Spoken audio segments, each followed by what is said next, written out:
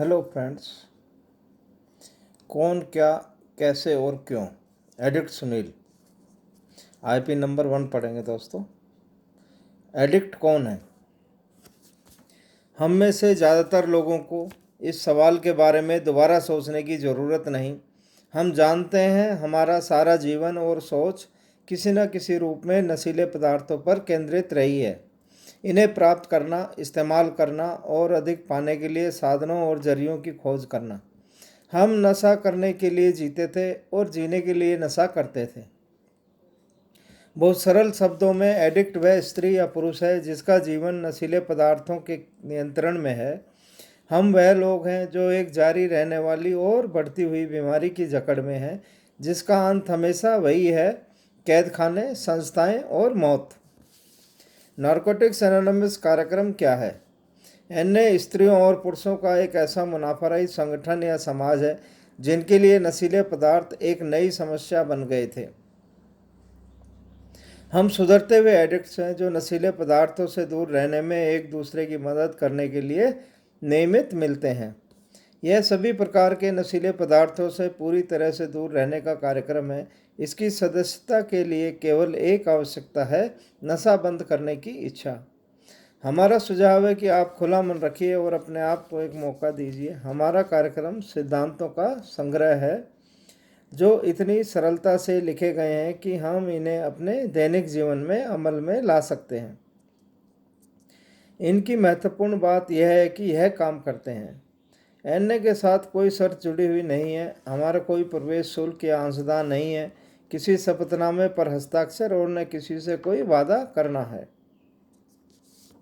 किसी भी राजनीतिक, धार्मिक या कानून लागू करने वाले समूह या किसी अन्य संस्था से हमारा कोई संबंध नहीं है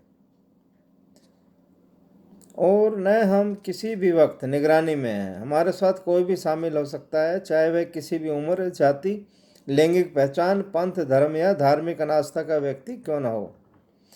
हमें इस बात में कोई दिलचस्पी नहीं है कि आपने क्या और कितना इस्तेमाल किया या आप किससे नशीले पदार्थ पाते थे। आपने अतीत में क्या किया, आपके पास कितना ज़्यादा या कितना कम है। बल्कि हमारी दिलचस्पी केवल इस बारे में है कि आप अपनी समस्या के बारे में क्या करना चाहते हैं और हम आपकी किस तरह मदद कर सकते हैं। किसी भी मीटिंग में नया सदस्य सबसे महत्वपूर्ण व्यक्ति है, क्योंकि हमारे पास जो है उसे हम दूसरों को देकर ही अपने पास रख सकते हैं। हमने अपने सामूहिक अनुभव से सीखा है कि हमारी मीटिंगों में नियमित आने वाले एडिक्ट्स नशे से दूर रहते हैं। हम यहाँ क्यों हैं? एनए संगठन में आने से पहले हम अपनी ज़िंदगी व्यवस्थित नहीं रख सके। हम सामान्य व्यक्तियों की तरह न तो जी सके, न ही जीवन का आनंद उठा सके। हमें कुछ तो अलग चाहिए ही था और हमें लगा कि हमने उसे नशीले पदार्थों में पा लिया था। हमने इनका इस्तेमाल अपने परिवार, पति, पत्नी और बच्चों के कल्याण से भी ज़्यादा ज़रूरी समझा। हमें किसी भी कीमत पर नशा चाहिए ही था। हमने कई लोगों को अति हानि पहुंचाई, लेकिन सबसे ज़्यादा हानि पहुंचाई अपने आप को। अपनी व्यक्तिगत जिम्मेदारियों को स्वीकारने की असमर्थता के कारण हम असलियत में अपनी ही समस्याएं पैदा कर रहे थे। ऐसा लगता था कि हम जिंदगी की शर्तों पर जिंदगी का सामना करने में असमर्थ थे। हम में से अधिकतर लोगों को एहसास हुआ कि अपने एडिक्शन में हम धीरे धीरे आत्महत्या कर रहे थे। लेकिन एडिक्शन जीवन का इतना चालाक शत्रु है कि हम इसके बारे में कुछ भी करने की शक्ति गंवा बैठे थे। हम में से कई कैदखाने पहुँचे या हमने दवा, धर्म और मनोचिकित्सा के द्वारा मदद खोजी। हमारे लिए इनमें से कोई भी तरीका पर्याप्त नहीं था। हमारी बीमारी हर बार फिर उभर आई या बढ़ती रही, जब तक हताश होकर हमने नारकोटिक्स एनोनिमस में एक दूसरे से मदद नहीं ली। एनए में आने के बाद हमें एहसास हुआ कि हम बीमार लोग थे। हम ऐसी बीमारी से पीड़ित थे जिसका कोई जाना हुआ इलाज नहीं है, परंतु इसे किसी मुकाम पर रोका जा सकता है और तब सुधार संभव है। यह कैसे काम करता है? यदि आप वह चाहते हैं जो हमारे पास है और उसे पाने के लिए प्रयत्न करने के इच्छुक हैं, तब आप कुछ निश्चित कदम उठाने के लिए तैयार हैं। यह वे सिद्धांत है जिनसे हमारा सुधार संभव हुआ। नंबर 1, हमने कबूल किया कि अपने एडिक्शन पर हम शक्तिहीन थे, कि हमारा जीवन अस्त व्यस्त हो गया था। नंबर 2, हमें विश्वास हुआ कि हमसे बड़ी एक शक्ति हमारी सद्बुद्धि पुनः स्थापित कर सकती है। नंबर 3, हमने अपनी इच्छा और अपने जीवन को अपनी समझ के ईश्वर की देखभाल में सौंपने का निश्चय किया। नंबर 4, हमने अपनी एक खोजपूर्ण और निडर नैतिक सूची बनाई। नंबर 5, हमने ईश्वर से, अपने आप से और दूसरे किसी एक व्यक्ति से अपनी गलतियों का सही स्वरूप कबूल किया। नंबर 6, हम पूर्ण रूप से तैयार थे कि ईश्वर हमारे इन सभी चारित्रिक दोषों को निकाल दे। नंबर 7, हमने नम्रता से विनती की कि वह हमारी कमियों को निकाल दे। नंबर 8, हमने उन सभी व्यक्तियों की सूची बनाई जिनको हमने हानि पहुंचाई और उन सभी की क्षतिपूर्ति करने के इच्छुक हुए। नंबर 9, जहाँ भी संभवतः हमने ऐसे व्यक्तियों की प्रत्यक्ष क्षतिपूर्ति की, सिवाय जब ऐसा करने से उन्हें या दूसरों को नुकसान पहुंचे। नंबर 10, हमने आत्म परीक्षण लेना जारी रखा और जब हम गलत थे तुरंत कबूल किया। नंबर 11, प्रार्थना और ध्यान के द्वारा हमने अपनी समझ के ईश्वर से सचेत संपर्क बढ़ाना चाहा और अपने लिए केवल उसकी इच्छा का ज्ञान और उसे पूरा करने की शक्ति के लिए प्रार्थना की।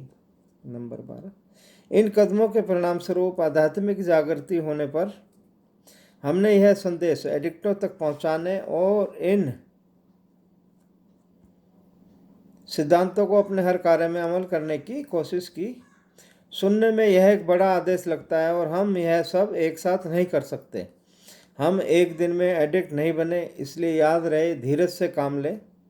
हमारे सुधार में सबसे अधिक एक चीज़ जो हमें पराजित कर सकती है वह है आध्यात्मिक सिद्धांतों के प्रति उपेक्षा या असहनशीलता का रवैया। इनमें से 3 जो अति आवश्यक हैं वे हैं ईमानदारी, खुली मन स्थिति और इच्छुकता। इन सिद्धांतों के साथ हम अपने मार्ग पर निश्चित रूप से बढ़ सकते हैं। हमें लगता है कि एडिक्शन की बीमारी के प्रति हमारा नज़रिया पूरी तरह यथार्थवादी है, क्योंकि एक एडिक्ट का दूसरे एडिक्ट को मदद करने का चिकित्सकीय मूल्य बेजोड़ है।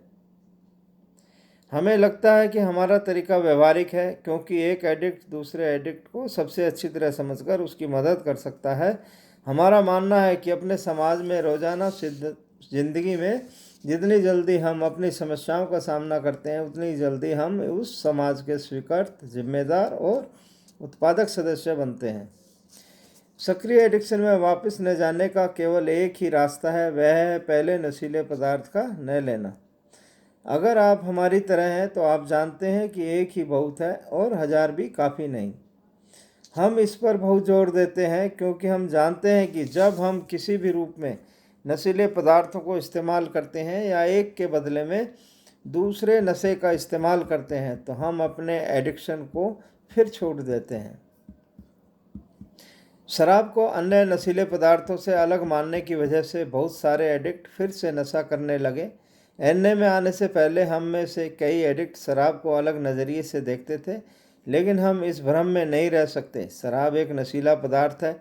हम वे लोग हैं जिन्हें एडिक्शन की बीमारी है, जिसके सुधार के लिए हमें हर नशीले पदार्थ से दूर रहना ही पड़ेगा। नारकोटिक्स एनोनिमस की 12 परंपराएं। हमारे पास जो है उसे हम केवल चौकन्ना रहकर ही रख सकते हैं, और जिस तरह एडिक्टों को 12 कदमों द्वारा मुक्ति मिलती है उसी तरह समूह की मुक्ति 12 परंपराओं से उभरती है।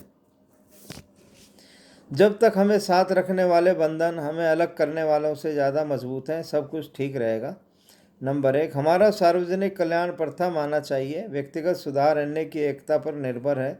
नंबर 2, हमारे सामूहिक उद्देश्य के लिए केवल एक परम अधिकारी है, एक प्रेमपूर्ण ईश्वर जो हमारे समूह के अंतर्मन द्वारा व्यक्त होगा। हमारे मार्गदर्शक केवल विश्वसनीय सेवक हैं, वे शासन नहीं करते। नंबर 3, सदस्य बनने के लिए केवल एक ज़रूरत है, नशा बंद करने की इच्छा। नंबर 4, हर समूह स्वायत्त शासनीय होना चाहिए, सिवाय उन मामलों में जो अन्य समूह या संपूर्ण अन्य पर प्रभाव डालें। नंबर 5, हर समूह का केवल एक ही मुख्य उद्देश्य है, अन्य का संदेश उन एडिक्टों तक पहुंचाना जो अब भी पीड़ित है। नंबर 6, अन्य के समूह को किसी भी संबंधित सुविधाओं या बाहरी संस्थाओं को कभी समर्थन, आर्थिक सहायता या अन्य का नाम नहीं देना चाहिए। कहीं पैसा, संपत्ति या प्रतिष्ठा की समस्याएं हमें हमारे मुख्य उद्देश्य से हटा न दे। नंबर 7, हर एनए के समूह को बाहरी अंशदान अस्वीकार करते हुए पूरी तरह स्वावलंबी होना चाहिए। नंबर 8, नारकोटिक्स एनोनिमस सदा अव्यावसायिक रहना चाहिए, लेकिन हमारे सेवा केंद्र विशेष कार्यकर्ता नियुक्त कर सकते हैं। नंबर 9, एनए जैसे है कभी संगठित नहीं होना चाहिए, लेकिन हम सेवा परिषद या समितियां निर्माण कर सकते हैं जो सीधे उनके प्रति उत्तरदायी होंगे जिनकी वे सेवा करते हैं। नंबर 10, नारकोटिक्स एनोनिमस की बाहरी मामलों पर कोई राय नहीं है, इसलिए सार्वजनिक विवादों में एनए का नाम कभी उठाना नहीं चाहिए। नंबर 11, हमारी जनसंपर्क नीति आकर्षण पर आधारित है, अपनी बढ़ाई करने पर नहीं। हमें समाचार पत्र, रेडियो और चलचित्र के स्तर पर हमेशा व्यक्तिगत अनामिकता रखनी चाहिए। नंबर 12, हमारी सभी परंपराओं का आध्यात्मिक आधार अनामिकता है, जो हमें सदा सिद्धांतों को व्यक्तित्व से पहले रखना याद दिलाता है। थैंक यू दोस्तों।